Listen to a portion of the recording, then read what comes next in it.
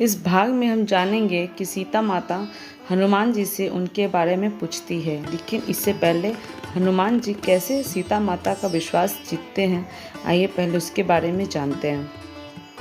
पराक्रमी हनुमान जी विचार करने लगते हैं कि सीता माता का अनुसंधान करते करते मैंने गुप्त रूप से शत्रु की भी शक्ति का पता लगा लिया है तथा राक्षस राज रावण के प्रभाव का भी निरीक्षण भी कर लिया है। जिन सीता जी को हजारों लाखों वानर समस्त दिशाओं में ढूंढ रहे हैं, आज उन्हें मैंने पा लिया है।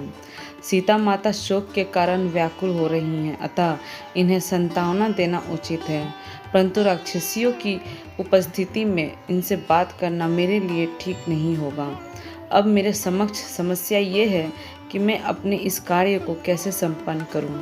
यदि रात्रि के व्यतीत होते होते मैंने सीता जी को सांत्वना नहीं दिया तो निसंदेह ये सर्वथा अपने जीवन का परित्याग कर देंगी। यदि किसी कारणवश मैं सीता माता से ना मिल सका तो मेरा सारा प्रयत्न निष्फल हो जाएगा। रामचंद्र भगवान और सुग्रीव को सीता माता के यहाँ उपस्थित होने का समाचार देने से भी कोई लाभ नहीं होगा, क्योंकि इनकी दुखद दशा को देखते हुए यह नहीं कहा जा सकता है कि ये किस समय निराश होकर अपने प्राण त्याग दें। इसलिए उचित यही होगा कि मैं सीता माता, जिनका चित्त अपने स्वामी में ही लगा हुआ है, को श्री राम के गुण गा गा कर सुनाऊं, जिससे उन्हें मुझ पर विश्वास हो जाए। इस प्रकार भली भांति विचार करके हनुमान मंद मंद मृदु स्वर में बोलने लगे। इक्ष्वाकुओं के कुल में परम प्रतापी, तेजस्वी, यशस्वी एवं धन्य धान्य समृद्ध विशाल पृथ्वी के स्वामी चक्रवर्ती महाराज दशरथ हुए हैं।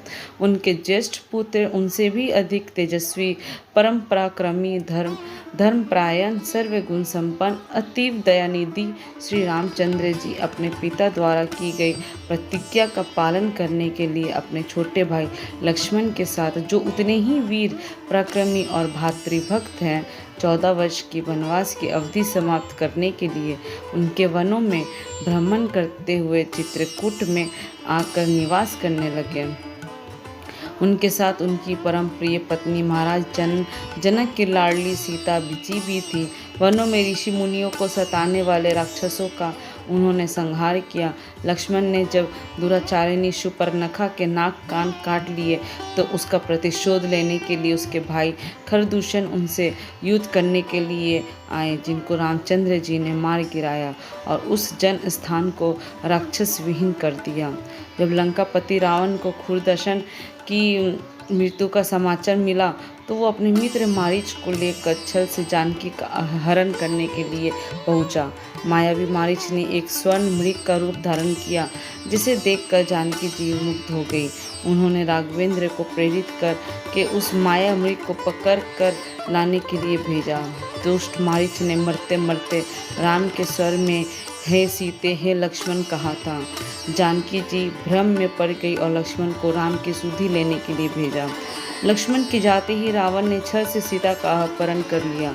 लौटकर राम ने जब सीता को ना पाया तो वे वन वन घूमकर सीता की खोज करने लगे।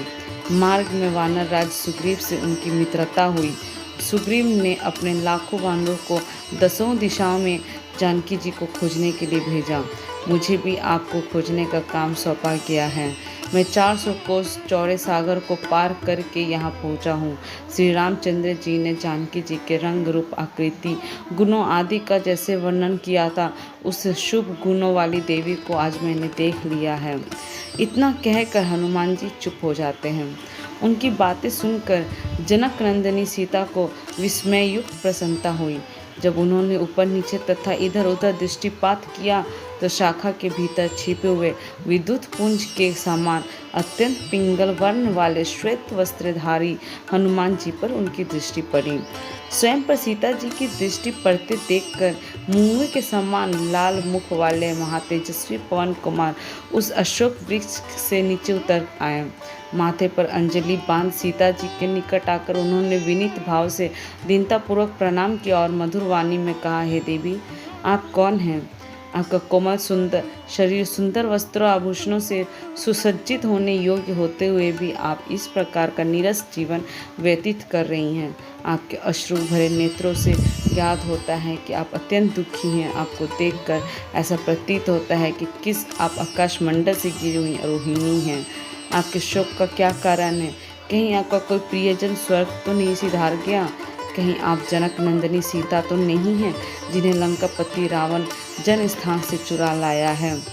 जिस प्रकार आप बार बार ठंडी सांसें लेकर हे राम पुकारती हैं, उससे ऐसा अनुमान लगता है कि आप विदेह कुमारी जानकी ही हैं। यदि आप सीता जी हैं तो आपका कल्याण हो। आप मुझे सही बताइए, क्या मेरा ये अनुमान सही है? हनुमान का प्रश्न सुनकर सीता बोली, हे वानरराज, तुम्हारा अनुमान अक्षरशः सही है। मैं जनकपुरी के महाराज जनक की पुत्री, अयोध्या के चक्रवर्ती महाराज दशरथ की पुत्र वधू तथा परम तेजस्वी धर्मात्मा श्री रामचंद्र जी की पत्नी हूँ। जब श्री रामचंद्र जी अपने पिता की आज्ञा से वन में निवास करने के लिए आए तो मैं भी उनके साथ वन में आ गई थी। वन से ही यह दुष्ट पापी रावण छलपूर्वक मेरा अपहरण करके मुझे यहाँ ले आया।